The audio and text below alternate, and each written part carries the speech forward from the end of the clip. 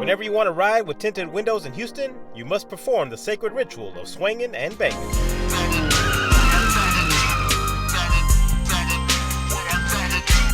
This is the long-awaited follow-up to the popular How to Tint Your Window video for 40 bucks, using the GILA Static Clean Window Tint, which has no glue. This video will not only show how the tint performed the last 2 years, but I'll also answer questions that my fans have left me in the comment section. Throughout the video, I'll try and be thorough by listing the percentage of tint used, what vehicle it's from, and how long I've had it installed. If you're still using that old-fashioned tint with glue on it and getting wrapped up in it, ball that crap up and chunk it. So let's get to the first question from Mr. Felipe Ramirez. Funny video, how's the tint holding? Well, KM and Felipe, I couldn't be happier with it. It hasn't faded in the 2 years I've had it up, and it still looks like brand new. This tint is 5%, and I bet you didn't even notice that I actually have a piece of white paper taped on the other side. You can't even see it. That means heat from the sun will keep your vehicle cooler and keep people from peeping inside. You can barely see the paper flying around when exposed to light. With the door closed, you barely see it. Next question is from Mr. Alex Vargas. So I live in Arizona. Will the tint crack or anything due to the heat? Well, Alex, I've been to Arizona. And if you're a fan of my Texas sidewalk recipes, I've tried making a grilled cheese on their sidewalks and it spontaneously combusted. Texas is almost as hot, but I haven't noticed any cracking, splitting, warping, or any type of defects. Not even any fading, and I still have no issues when rolling the window down or up. Now here I'm not suggesting that you need breath mints, but I'm also showing you that there's no blurriness and you can make out the fine details. Now I want to show you something. I haven't removed this tint since I installed it, and it comes off easily with no glue residue to worry about. To reinstall it, use your window tint kit. It's super cheap, and believe me, it'll make things a whole lot easier. There'll be a link in the description below the video. Spray the window with soapy water, which leads us to our next question from Dun Dun. Do I have to buy the GILA tint solution, or can I make my own with soap and water? The answer is yes. You can make your own with dish soap and water. Use a clean spray bottle, and I'll show you the amount that I use. Fill it up with a cup of water. I'll then use about a teaspoon of dish soap and give it a good shake. The amounts don't have to be exact as long as you get around this consistency. Better to have more soap than not enough. So easy to remove and reinstall, even after being installed 2 years ago. Throughout the video, I'll leave a link up top to the tint installation tutorial, if you'd like to learn more in depth of the installation process. Alright, next question from Miss Danielle Wallace. If I put 2 layers of 20%, will that make it 10%? Will it even work? We need a video. In order to answer your question, let's test it out. Now I'm going to peel off the 5% tint on the other window and place it on top of the driver's side. Regardless of the percentage, I believe you want to know if the tint percentage will be cut in half if you install 2 layers on top of each other.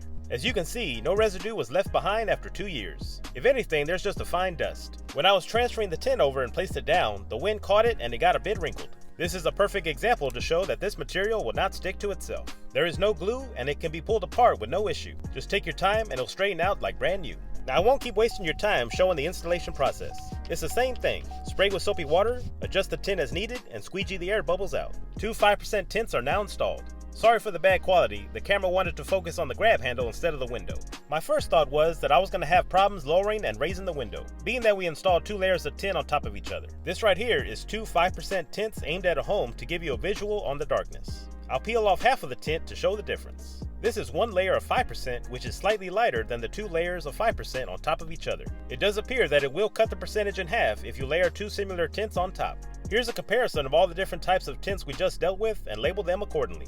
Feel free to pause the video. Before transferring the tint, spray with soapy water so it won't stick to itself. Speaking of transferring, I can totally agree with Mr. Robert Bedekin. I've been using this method for a while now, and you can switch your tint whenever you feel like it. You're absolutely right, Robert. This is a huge advantage compared to traditional tint. Switch it out whenever you want or install it on another vehicle. The next test I'll perform was suggested by Carlo Rocky. Is this good at blocking out heat? For this test, I'll sit inside my truck with no AC. I'll place my arm next to the window for 2 minutes and get a temperature reading off my skin. And I'm also sweating up a storm inside. Put your sunglasses on, cause here's proof that it's bright outside. Ooh man, it's hot outside. You definitely need some tint. I'm not sure how scientific this experiment will be, but this is what I did. Here's the temperature of my skin before getting exposed to the heat. I'll place my arm on the door right next to the window for 2 minutes and check the temperature.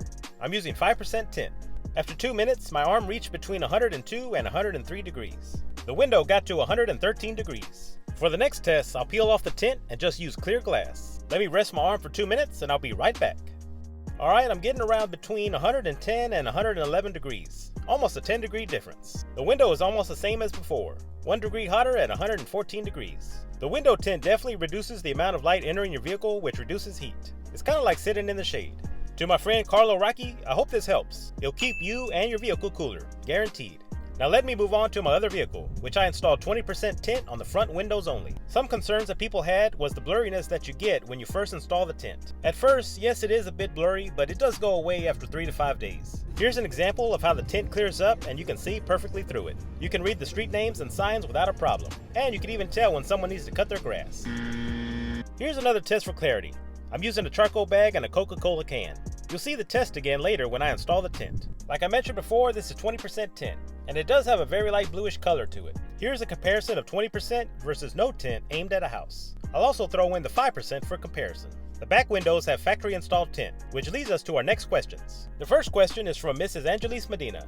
She writes, do I have to remove the old tint first before applying this, or place it over the old tint?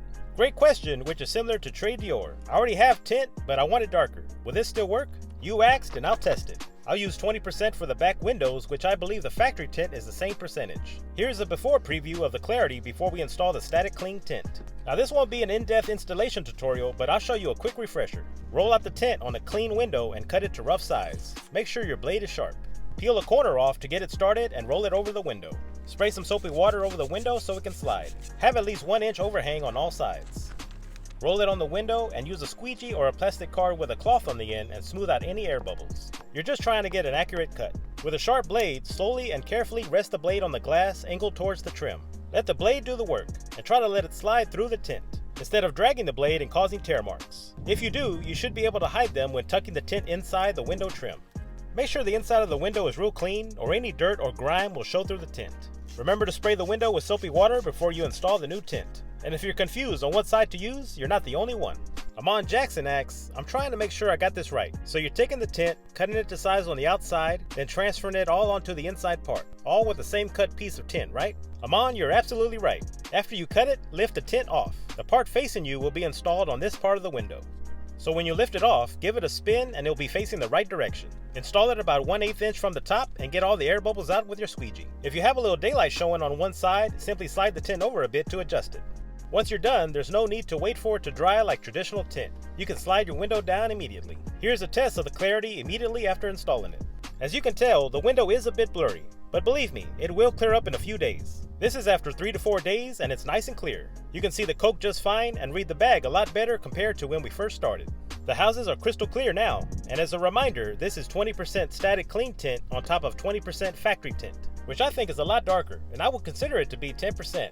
I think it did cut the light transmission in half. So going back to Danielle's question, yes, two 20% tints will cut it in half, and make it 10%. While I wrap this video up, there was just one more comment from Boeing 737 Max. He mentioned that nobody shows how to attach this to a curved back window. Wonder why? Well, Boeing 737 Max, it can be a bit difficult, but don't worry, because in my next video, I'll show you how to install it in 2 ways. One with the help of a buddy or my good seasoning dealer, and the other by yourself if you don't have a buddy that wears Hanes underwear apparently. I'll also show you how to remove traditional tint the easy way, so stay tuned. And the last question of the video from Miguel. Would you recommend using 20% in the front in Houston? Have you ever been pulled over before? Well, Miguel, in Texas, you're supposed to have 25% in the front or higher. But if you get pulled over, just peel it right off. As far as me getting pulled over, to prevent that from happening, you must master the art of swanging and banging, and roll with 5% tint, so you can't see up in my window. If you have any questions, let me know in the comment section. I always reply. Remember to smash that like button, subscribe, and hit that bell so you won't miss out on any of my new videos. I hope this video helps you out. Thank you for watching, thank you for all the comments, and have a blessed day.